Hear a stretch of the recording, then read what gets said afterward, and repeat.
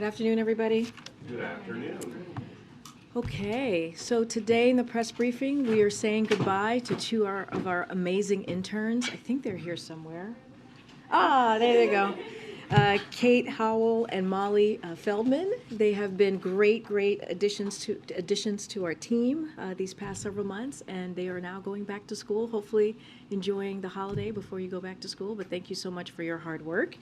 And today we have a familiar face with us to talk about how the President's winter preparedness plan on COVID-19 increases as COVID-19 increases as the holiday as we head into the holidays. And so Dr. Jha is here to talk about this plan and take some questions as well. Dr. Jha? Thank you, KJP. Good afternoon, everyone. Good to be with all of you again. As expected, we're seeing COVID rising across the country this winter. And while COVID isn't the disruptive force it once was, we are focused on ensuring that the U.S. is prepared for this winter, no matter what the virus throws at us. As you know, we have the tools, we have the infrastructure, and we have the know-how to manage this moment. And that means protecting people, preventing hospitalizations and deaths. And the key is this: we don't want this winter to look like last winter or the winter before. And our winter COVID-19 preparedness plan helps us do just that. So how do we do that?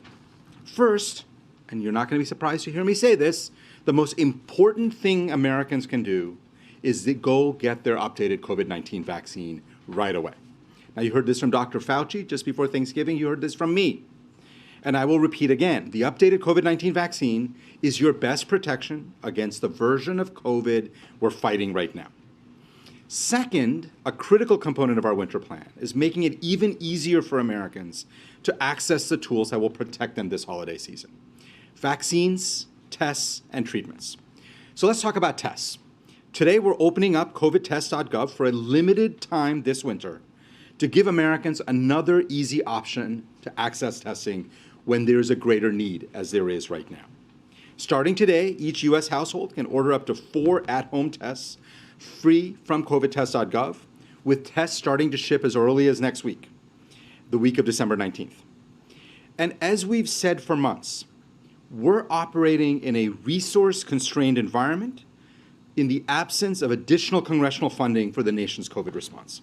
And that means we've had to make some tough choices.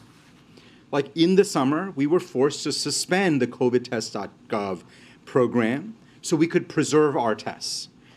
Why did we want to preserve our tests? Because we knew there would be a moment later in the year when COVID cases would rise again. So we preserved the tests so we could have them on hand for exactly this moment. And if we don't get more funding, we won't be able to send more tests out to the American people. Next, we're standing ready to support states and communities with medical personnel, supplies, and other resources, as the President has been committed to doing since the first day he took office. Today, Secretary Becerra is sending out a letter to all governors underscoring that our partnership with state and local leaders has been essential to fighting this virus. But the Secretary also made clear we need them to step up right now to get ahead of this increase in COVID that we are seeing across the country. And he outlined all of the federal supports available to set up more vaccination sites, more pop-up clinics to get more shots in arms, to expand test-to-treatment programs, including new test-to-treat programs, sites that the federal government can help with, to make key supplies like at-home tests widely available, and things that the federal government can do to support hospitals and health systems as needs arise. Because the bottom line is this: we're all in this together. Fourth, we are accelerating our efforts to protect the highest risk Americans, building on the considerable steps we have taken. Now, I want to remind everybody that more than 90% of COVID deaths in the U.S. have occurred in people 50 years of age or older.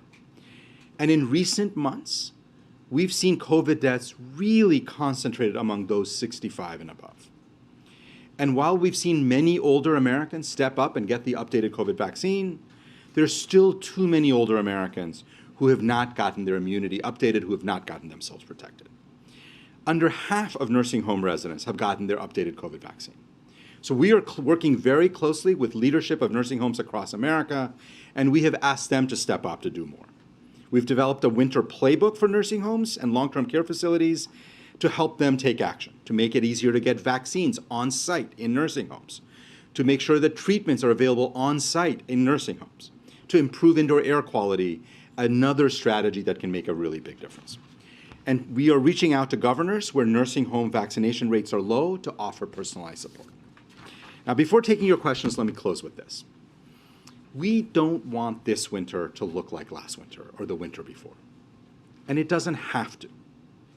What's different is that we have an updated vaccine that targets a version of the virus we're fighting. But we need people to get that vaccine. It's free and widely available.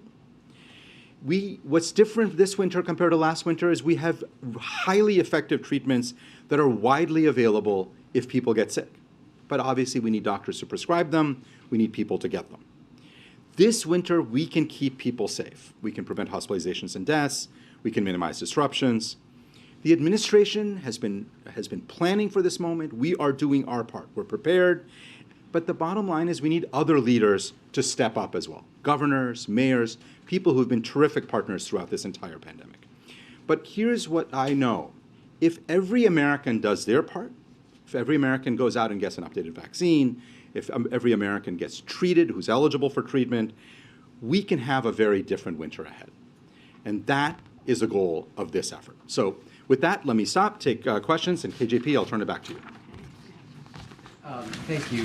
Dr. Jha, moving out from the U.S. borders for just a second, certainly one of the risks that faces this nation is additional spread from a big outbreak in China. Can you give us a sense of whether the U.S. government was aware or made aware in advance that Paxlovid would be made available in China? And can you give us any sense of what talks are happening behind the scenes, to help get Western vaccines and medicines to that country? Yeah. So on the specific question of Paxlovid, the U.S. government was not involved in any way, and it was so really refer you to Pfizer, but we were not involved in that in any way, shape, or form. On the broader question you're raising, Jeff, what I would say is this: and since the beginning of this administration, the president has been very clear that we think it's really important for the world to benefit from the fruits of American scientific innovation. We have been the largest donor of vaccines in the world, almost 700 million doses, many bilateral, many through COVAX. And the president's been very clear. We stand ready to help any country that needs help in terms of vaccines, treatments, anything else. So that offer stands globally for any country that could benefit from it. Would it be fair to characterize this as the U.S. and other Western countries are encouraging China to import mRNA vaccines, but not necessarily with U.S. or strong U.S. involvement? Does that give them cover that they need? No, what I would say is we stand ready to help any country in the world with vaccines, treatments, anything else that we can be helpful with. We have been the biggest donor of vaccines, as I said, almost 700 million doses. And that stance of being helpful, being ready to help, continues and hasn't changed. Dr. Jha, looking at the most recent COVID numbers we have, it looks like COVID cases were up 45 or 50% week over week last week, but COVID deaths were up 60%. Why are COVID deaths spiking more dramatically than COVID cases are? Yeah, it's a good question. So some of that is, by the way, data irregularity. Just to be clear, the data is we're in a different place with data. We get data less often. So in general, we have seen COVID cases go up. We've seen hospitalizations go up. Deaths are just starting to rise. I do think that standard link we've seen between cases and deaths are going to be different because there's less testing. So it's going to be later to see cases go up. But so far, nationally, in our analysis of the data, death numbers are just beginning to rise. We obviously want to make sure that does not go any further. We know we can prevent nearly every death from COVID if people get their updated vaccines and people get treated. So we continue to press that message. And are you considering a return to other restrictions, masking on planes, vaccine requirements? Yeah, so I think we're in a very different place with this virus and where we were 2 years ago, where we were last year. What I would say is we now have the tools that we can manage our lives much more safely than we could a couple of years ago. And the most important thing I think people need to be doing is, first of all, they've got to get their updated vaccines. And then there's a whole host of tools that people can use to keep themselves, their families safe. Testing, masking, improving indoor air quality, being in better ventilated places, and treatments, of course. So we think that is the strategy of the administration, that we want to encourage people to use those tools, and given how widespread and how available those tools are, I think if people did that, we could get through this winter safely. Thank you, Karine. Dr. Jha, just to follow up on Jeff's question, with China relaxing its zero COVID policies, what specific contingency plans do the administration have to deal with a potential outbreak or new variants, particularly with the increase of travel between the U.S. and China during the holidays and in the Lunar New Year? And do those considerations at this point include any talks of a travel ban?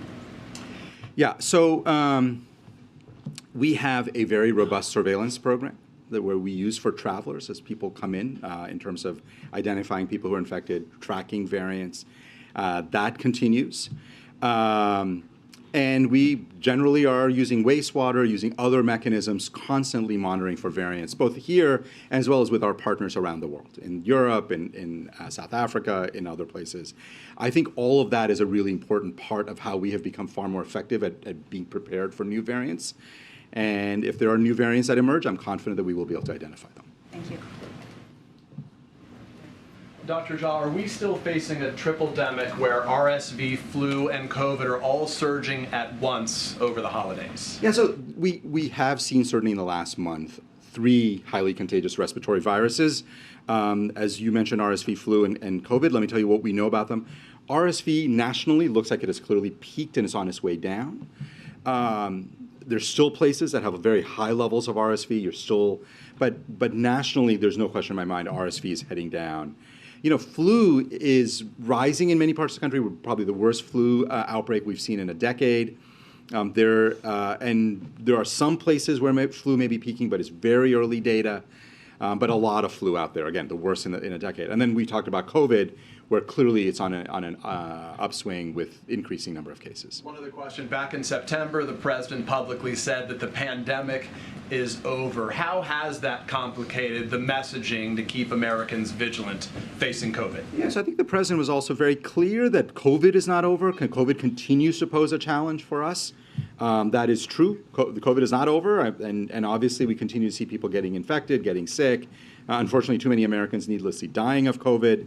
And so I think the president has been very clear on this, even since that day, about the importance of people getting vaccinated, people getting treated, and obviously I've been out here making that same message. 2 more. Go ahead, John. Dr. Jha, thank you. Two questions for you. One, are there particular hot spots right now you're concerned about when it comes to COVID rise? And then secondly, based on all 3 of the viruses you've been discussing, could you talk to us about the strain on the nation's hospitals? So particular hotspots, we're seeing cases increase in about 90% of the country. So it is sort of rising in lots of places across the country. So there's not one that I think is particularly worse off. Obviously, the levels are different across the country, but it is rising pretty much uniformly, and it makes sense, right? We just had the Thanksgiving holidays. It's getting colder, even in the southern parts of the country. It's still getting colder.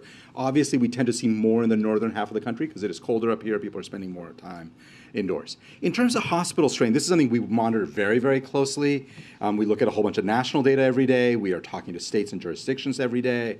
Well, not every state and every jurisdiction every day, but on an ongoing basis. I would say in the last 10 days, I have probably spoken to, I or members of my team, a dozen or more states and cities, and our first question is, how are the hospitals doing? Do you need more help there? We have a very clear plan.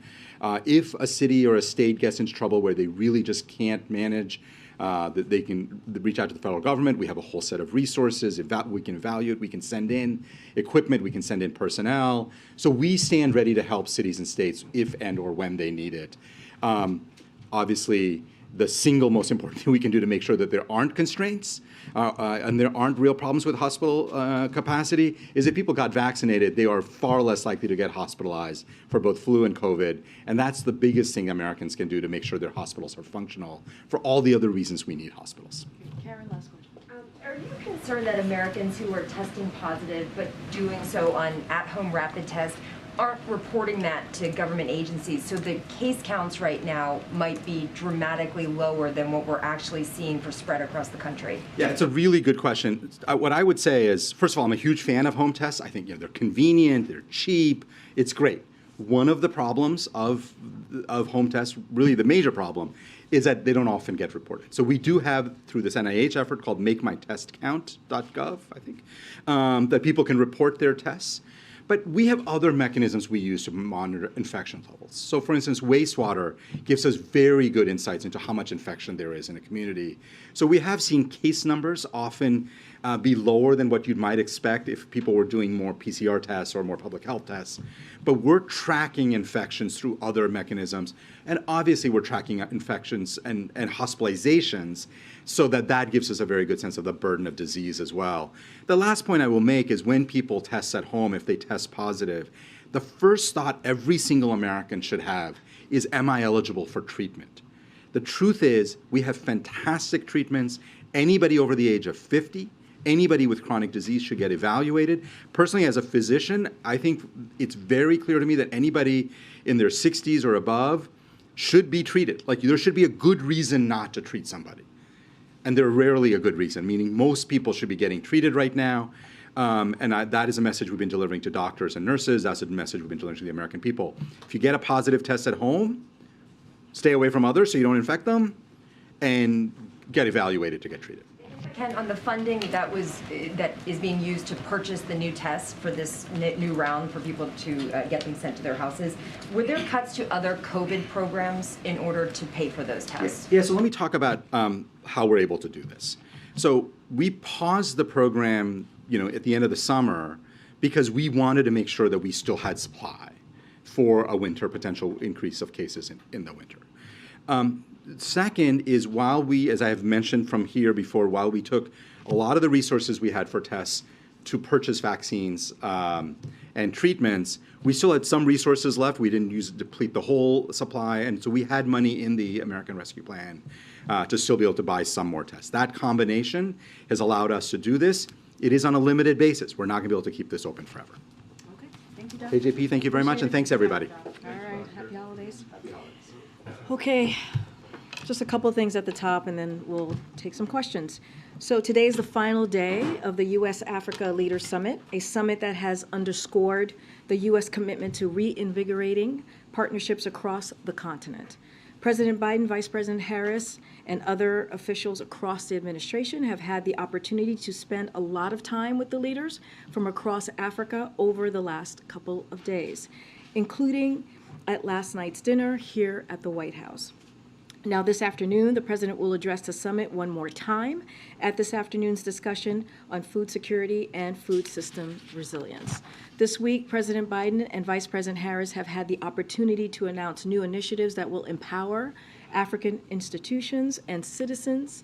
The president reaffirmed our resolve to work collaboratively with African governments, businesses, and civil society to strengthen people-to-people ties, ensure more inclusive and responsive global institutions, build a strong and sustainable global economy, foster new technology and strengthen innovation, strengthen health systems, and prepare for the next pandemic, tackle the food security and climate crisis, support democracy and human rights, and advance peace and security. The Biden-Harris administration plans to commit at least $55 billion in Africa over the next 3 years, working closely with Congress, and more than $15 billion in private sector investment deals were announced at the U.S.-Africa Business Forum. And of course, you've heard the president announce this week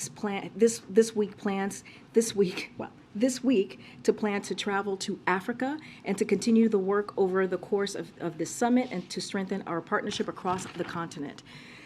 I also want to talk about something that affects millions of people across the country every day. And with the holiday season upon us, and in the light of the tragic news about Twitch this week, we think it's important that we shed light on the resources available to any American dealing with mental health challenges or emotional distress. Tomorrow, the second gentleman, Douglas Emhoff, and leaders from Department of Health and Human Services will visit a local 988 call center and meet with crisis counselors who are providing mental health and suicide prevention support to people from all backgrounds and walks of life. The 988 Suicide and Prevention Lifeline provides free, confidential, 24/7 support to Americans across the country experiencing suicidal crisis or severe emotional distress. Anyone, anywhere in the country can call or text 988 or chat 988lifeline.org to reach a live trained counselor. And thanks to the President, our administration has invested $432 million in getting the 988 Suicide and Crisis Lifeline up and running in communities across the country, an 18-fold increase in investment from the previous administration. So before we go into questions, I'll repeat myself one last time here for all of you, all of those who are struggling. We stand with you, and our administration will keep fighting for you. One last thing before we really take questions is I want to give you guys a little bit of the week ahead. Just a quick look here. This evening, the President will travel to Wilmington, Delaware. Tomorrow, the President will visit and speak at a town hall at the Major Joseph R. Bo Biden III National Guard Reserve Center in Newcastle, Delaware.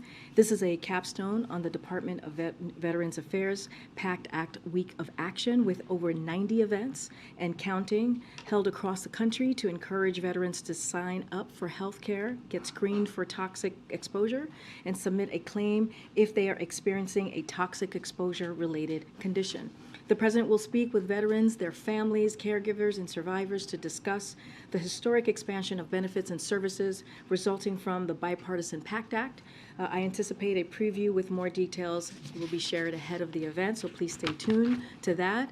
Afterwards, the President will return to Washington, D.C. for internal meetings and more holiday receptions. Friday evening, the President will return to Wilmington, Delaware, where he will remain over the weekend. On Monday, the President will return to Washington, D.C., and in the evening, he and the First Lady will host a Hanukkah holiday reception in the Grand Foyer, right here in the White House, in the residence, to be more precise. We'll have more to share on next week's guidance in the coming days, but we can also confirm today that next weekend, the President and First Lady will celebrate Christmas at the White House. And with that, Zeke, you want to kick us off? Thanks, Karine. Just a bit of housekeeping to start off with. I was hoping you could shed some light on the apparent radio miscommunication that kept the White House press pool, separating press pools from the President's motorcade when he returned to the White House today. Yes. Give me 1 second because I do have something to share on that. So there was no emergency, just to be clear, or a security situation. And it appears that there was a radio miscommunication upon departure. Vance picked up the White House staff and press that were left at the convention center, so also White House staff were also left as well. And we waited to start the press briefing until everyone returned to the White House. We share an appreciation for how important it is for the press pool to travel with the President, and this remains a priority for our entire team. We sincerely apologize for the confusion and inconvenience, and just to reiterate, we also sadly left White House staff as well at the convention center. So it was not just the press. So just wanted to make that clear again. But with all seriousness, we do apologize for that. The President, in his remarks earlier, alluded to a trip to Africa himself. Do you have details on when he might go and where he might go? And I know that Jake spoke to this when he was here on Monday as well. Look, I don't have anything to share at this time. What I can say is, and this is basically what Jake said on Monday, is that the Vice President and a number of cabinet officials, they're all looking forward to visiting the African continent in 2023. Just don't have anything to preview at this time. And then, I'm sorry, I'm back on COVID. Something that Dr. Jha talked a lot about, the importance of Americans getting vaccinated.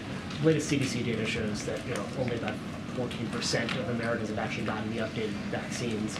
Does the President believe that he or his administration bears some responsibility for not being able to convince the vast majority of Americans to get these updated shots that we heard from Dr. Jean are so important in this Well, season? let's not forget, Zeke, when the president walked into the administration, he put forth a comprehensive COVID vaccination plan that did not exist before he stepped into the administration. That helped get more than 200 million Americans across the country fully vaccinated, and also made sure that there was equity at the center of his plan. Look, we're in a different phase, as you've heard us say, in this pandemic, and we are going to encourage people to get that new vaccine. We have the tools.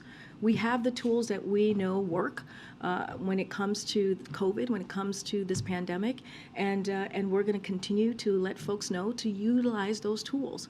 And so you've seen, as I started this briefing saying, we're seeing a familiar face in the press briefing room, and that's because we've been trying to be very consistent on pushing that message out and letting people know that they need to get the new vaccine. It is important. We know it works, especially as they're going to see their grandparents, as they're going to see families, how important it is to get that new vaccine for themselves, but also for their loved ones. Look, we believe we've had a comprehensive message, we've had a comprehensive plan, but again, we're in a new phase of this pandemic, and we just have to continue to beat the drum, and we'll continue to do that.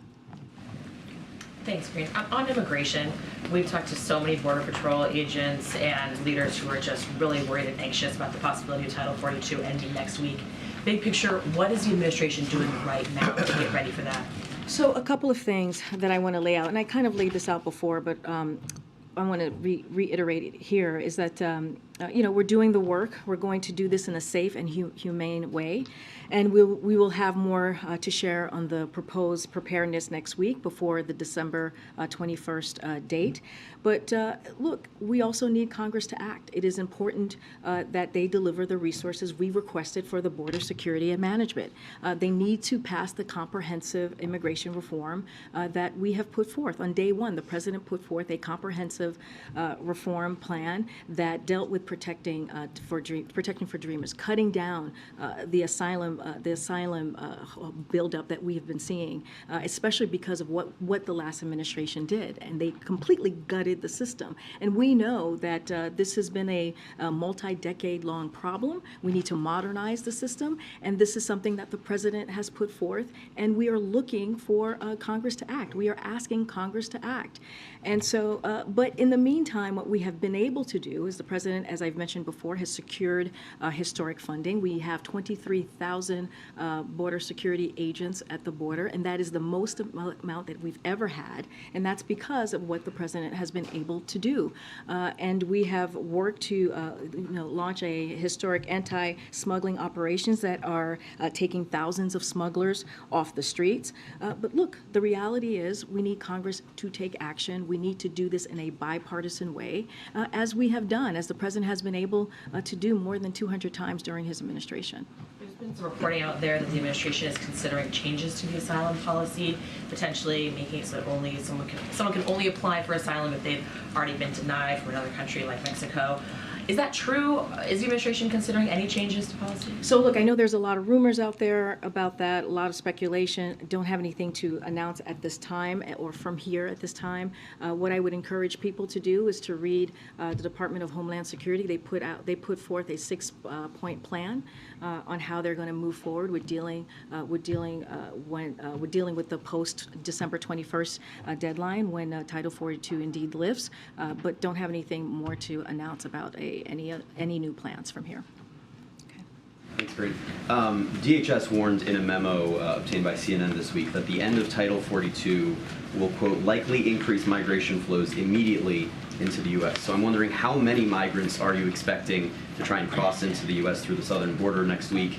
And is the administration prepared for this anticipated surge? So look, we have an intensive all of government effort underway to prepare. as I was stating earlier when I was being asked a question by Mary, we'll have more to share ahead of the December 21st deadline. But in the meantime, DHS is surging resources to the border. As you've seen, as you're probably seeing in El Paso, I talked a little bit about this on Monday, where over the last 72 hours, they've moved thousands of individuals out of the city. They're doubling down on the anti-smuggling operations that the president launched months ago. They're also working with our international partners to discourage disorderly mass movements across the border. Moving forward, expect us to continue leaning in on our successful strategies like these and like our parole program for Venezuela nationals, which has drastically reduced the number of Venezuelans attempting to enter unlawfully, and will continue to drive messaging in the region to counter disinformation from smugglers. So that's another thing that we have to keep an eye on, is how the misinformation that's going to be going out to smugglers in the next couple of days. And so we have to make sure we'll work together with all of you, our team will, to make sure that that doesn't happen, because that is one of the big issues that we're seeing when it comes to migrants trying to cross the border. Are you aware of this warning from DHS, and do you have an estimate of how many people you're expecting will try and cross the border when Title 42 Look, I goes away? don't have an estimate to share with you. What I can tell you is that the Department of Homeland Security has put out a 6-point plan. As you all know, my Secretary Mayorkas was at the border just recently to talk about this plan, put out a statement, and so we are focused. We are focused and we are prepared. We will have more to share in the next coming days on this piece. But again, we have done the work from this administration by securing record funding, and we are asking Congress to act. We are not asking for political stunts. We continue to see political stunts from many Republicans out there, and that's not how we're going to fix this issue. They want to secure the border. We've been doing that work on our own. And we're asking them to, hey, you know what? There's an immigration reform plan that the president put out on the first day. They should work with us and do this in a bipartisan way. And then in terms of the funding negotiations on Capitol Hill, we've seen this administration, this president at times play a more hands-on role, a more hands-off role in some negotiations, depending on the situation. What's the case with these negotiations? How involved has the president been? Which particular negotiations are you talking about? The spending bill. The omnibus bill, Yes. more broadly. So look, we're encouraged by the bipartisanship that we're currently seeing to the progress that we're seeing in Congress from leaders and the progress that they're making. So it's a key step on the path to a full-year government funding bill that delivers for the American people. We're optimistic that members of both parties can build on this progress and produce a funding bill that can pass the House and Senate signed into law by the president. But to your question, though, look, the president has been very engaged. He's been talking to congressional members. He had the Big Four here not too long ago, and this was in the readout. This was the government funding was the main priority that they discussed.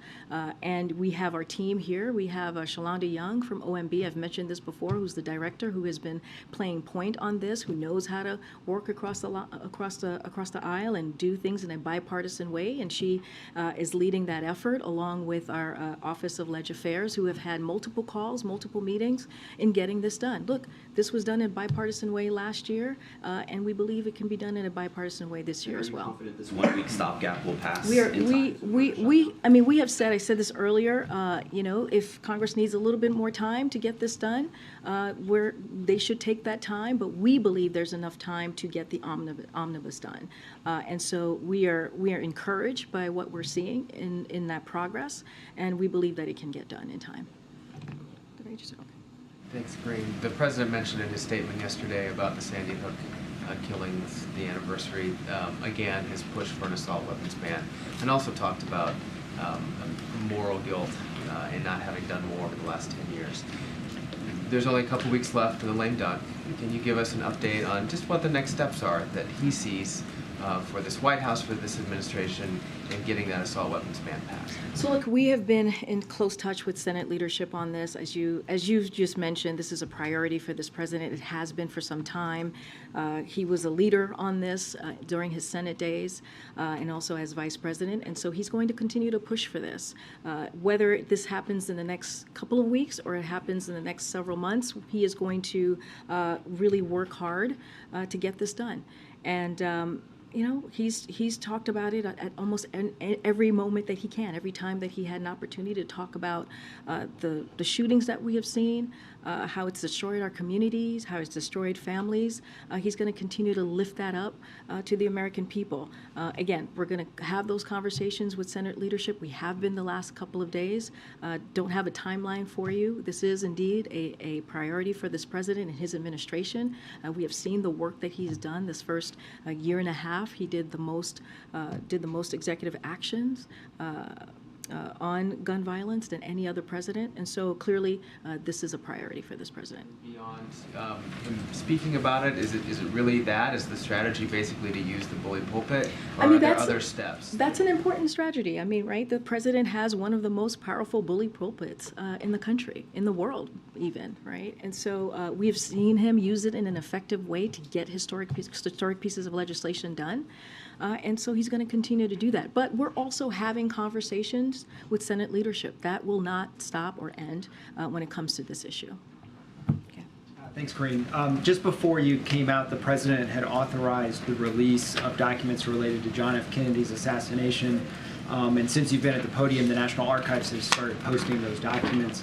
Can you talk about that decision to release those, and also address 70% of the documents are being released, 30% still are not?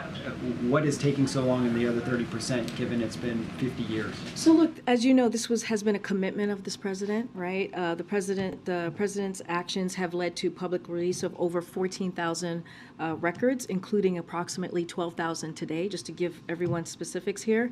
As a result, we're talking about 97% of the collection is now available to the public.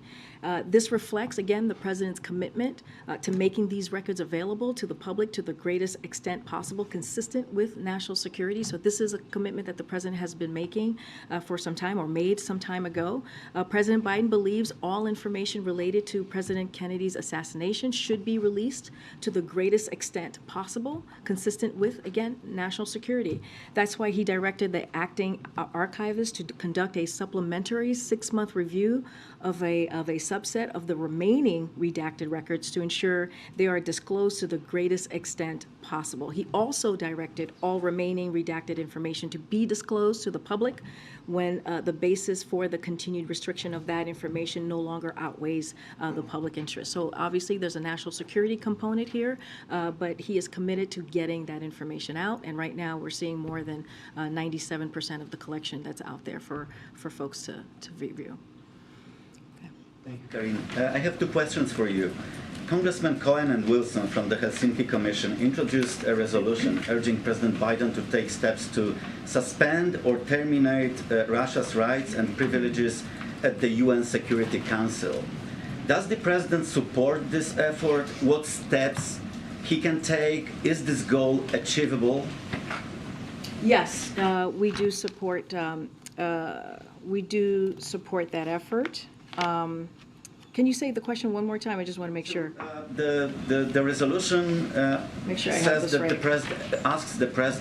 urges the president to take steps to suspend or terminate Russia's rights in the UN Security Council. UN Security Council, got it. So, look, Russia's conduct in Ukraine is a violation of the UN charter and is an affront to the core mandate of the Security Council, and we see it as it is outrageous for a permanent member of the UN Security Council to be violating the charter and waging such a brutal war on Ukraine, including by trying to inflict such widespread human suffering and targeting critical infrastructure. So we successfully led a vote in the UN General Assembly to suspend Russia from the UN Human Rights Council, and we have worked to prevent Russia from taking leadership positions elsewhere in the UN system. So we've been very consistent on this. If there were a path to suspend Russia from the UN Security Council, we would pursue it immediately. Unfortunately, we don't see the UN rules changing, and so we are focused on continuing to take actions to isolate Russia, including in international organizations, and hold Russia accountable, including through sanctions and enforcement actions we announced today, as you saw. A follow-up on Patriots for Ukraine also. Since there was no announcement on this yet, I would like to ask if the President is even considering sending Patriots to Ukraine, and what's the White House's response to warnings coming from the Kremlin about possible consequences if the U.S. sends Patriots to Ukraine? So first, let me take your last question first. Look, the only provocative moves are being made by Russia, and Russia is the aggressor here, and we should never forget that. We should never forget who actually started this war, and it was Russia. So that's point one. Point two, the United States is not now, nor has it been, at war with Russia. This is responding to what we've heard from Russia this past 24 hours. We've been doing exactly what President Biden told President Putin we would do 1 year ago if Russia attacked Ukraine, providing security assistance to help Ukraine defend itself. That's what you have been seeing from this administration, from this White House. Finally, while I don't have any new security assistance packages to speak of today, as you all know, President Biden has been clear about this. The United States will continue to support Ukraine for as long as it takes, alongside our allies and partners, as the people of Ukraine defend their country, as they defend their freedom, as they defend their sovereignty, and we will continue to do that. Expect any announcement this week, as it was reported by the U.S. media? I just don't have anything to share with you at this time. Go ahead, JJ. I'm wondering if the White House has any reaction on two bills that moved through the U.S. Senate. One is on TikTok. The Senate voted to ban TikTok from all government-issued phones. Let's start with that one. Does the White House have feelings on that bill? So, as I've said before, want to be very careful on commenting on any specific legislation at this time. So, we'd refer you to Congress on the next steps. We don't get involved in the process as we've done in the past. But look, just more broadly, there are a range of tech applications and products that are not allowed to be used on the White House and other federal government work equipment for security reasons, including TikTok. We will not go into any further details about security policies that we have here, but I'm not going to get into the process. I know that this just happened, so we're going to let Congress move forward with their process on this. Position on that one. What about the Senate bill that would essentially halt Huawei's access to U.S. banks? The Senate Majority Leader Chuck Schumer is one of the sponsors of that bill. Does the White House have a position on that one? No, don't have a position on that one at this time from here. Go ahead. Thanks. Americans clearly divided about immigration. From the White House perspective, though, should Americans be supportive or concerned with the end of Title 42, which obviously stops most migrants from being able to apply for asylum? What Americans should know is that the president has done the work to deal with what we're seeing at the border since day one. What Americans should know is that the president put forth an immigration reform policy to make sure that we're dealing with a broken system, to make sure that we're able to protect dreamers, to make sure that we deal with the backlog that we're seeing with asylum seekers, to fix the gutted system that has been around for some time, but certainly was gutted by the last administration. And the work that the president has done, he wants to do this in a bipartisan way. But what we're seeing is Republicans continue to move forward with political stunts. Many of them are doing this, and we continue to see this for over the last several months. So the president has done the work. He secured record funding. Again, I mentioned 23,000 agents that are at the border who are working night and day to protect and secure the border, and that's because of the work that this president has done. And we're working on anti-smuggling efforts as well.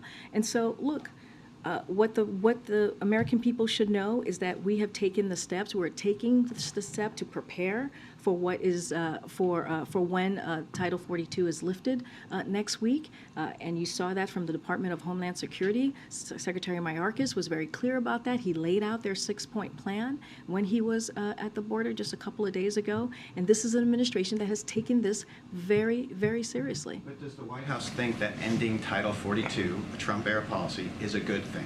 What I'm telling you is that it was a court order that we are following.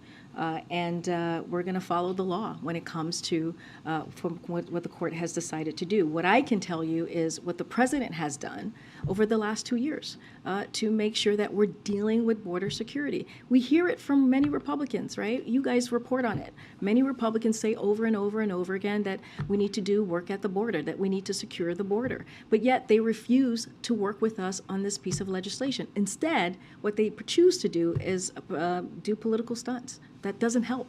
Can I ask one question about Afghanistan? There are negotiations about including the Afghan Adjustment Act in the spending bill. There's been a group of retired ambassadors who've been pushing for its inclusion. The Biden administration has tried to get this in the spending bill before, unsuccessfully.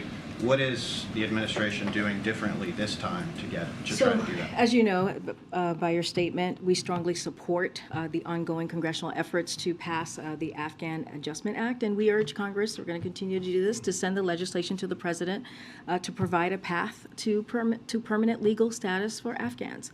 And we have joined our communities and resettled across, resettled across our country through Operation Allies Welcome. So that is something that we're going to continue to ask for Congress to act. We first asked Congress to pass this legislation back in August of 2021 and have been working with members of Congress from both parties to try to pass it ever since. And we know that there is a bipartisan support for this bill and that negotiations in the Senate are ongoing. It's important to take care of our Afghan allies who took care of us during the 20 years of this of the years that U.S. was at war in Afghanistan. So we take this very seriously. We strongly support it. We're going to continue to have conversations with members of Congress and continue to urge them to get this done. Karine, the pool has to gather a few minutes for the president's departure. You take one or two more? I'll take one or two more. I'll take one from the back that I haven't taken one. Go ahead. Thanks, Karine. Jake Sullivan was in here on Monday and said an engagement with Russian counterparts was planned for this week on the Poland case. Do you have any updates on that, or can you say whether that happened? So, as you know, we want to be really mindful of any conversations that we have as we're talking about negotiations. So we're not going to, speak about that in public. I don't have anything to share, but so that you know, and we've said this before, and Jake has been very clear. The president has been very clear. We take this when Americans are wrongfully detained or held hostage. We take that very seriously, and we are going to do everything that we can to bring Paul Whelan home. That is a priority, but certainly we're not going to talk about steps or any conversations in public because we want to make sure that we get this done. And just one other question. Can you give us an update on Mayor Garcetti's nomination as ambassador to India? Does the president need to resubmit his name to the new Congress? Where are you guys at with that? So look, as you know, this is a priority and continues to be a priority for us. Mayor Garcetti is well qualified to serve in this vital role. The Senate Foreign Relations Committee, as you know, voted Mayor Garcetti out of committee unanimously after reviewing this matter thoroughly. And we're hopeful that full Senate will confirm him promptly. And so we're going to continue to support him. Okay, go ahead, Emily. Thanks, Karine. I have some follow-ups on Title 42. I know you said you guys are hopeful that the omnibus gets passed, but what kind of preparations are being done in case it doesn't and communities do get overwhelmed and need some resources? And also, does the administration fear that the end of Title 42 will lead to a spike in COVID cases in the country? So let me just talk a little bit about there's $3 billion for border funding. So a couple of things, again, if Republicans are serious about this, we put forth some $3 billion plan that we are asking for Congress to support. Here's what it would do. It would ensure that the men and women of the Department of Homeland Security have the resources they need to secure our border and build a safe, orderly, and humane immigration system. The funding will integrate surveillance towers, inspect technology, Border Patrol rotary wing aircraft and helicopter aircraft sensor upgrades, tactical maritime surveillance system, and also law enforcement radios, faster asylum claim processing, and so much more. So we believe it's incredibly important to get that done as well. But to your question about the winter surge, how Dr. Jha was talking about this from the podium, look, because of the president's work and what he's been able to do throughout his administration, the American people have tools. We know what works, and to protect themselves from COVID, and we continue to encourage them to use the tools as we always have. have. Now, on Title 42, we are required by the court to lift Title 42, and we plan to comply with that order. And so, but Title 42 or not, every individual encountered at the border is screened and processed by Border Patrol agents before they are placed in removal proceedings. And like I've said a couple times already, you know, Department of Health, Homeland Security has been on top of this. We are prepared. We are ready to do this in a humane way and in a safe way. And so it is something that the president has been working on since day one of his administration. That's great. All right. Thanks, everybody. Thanks, everybody. Do you have time for one more, Karine? Gotta go. Thanks, everybody.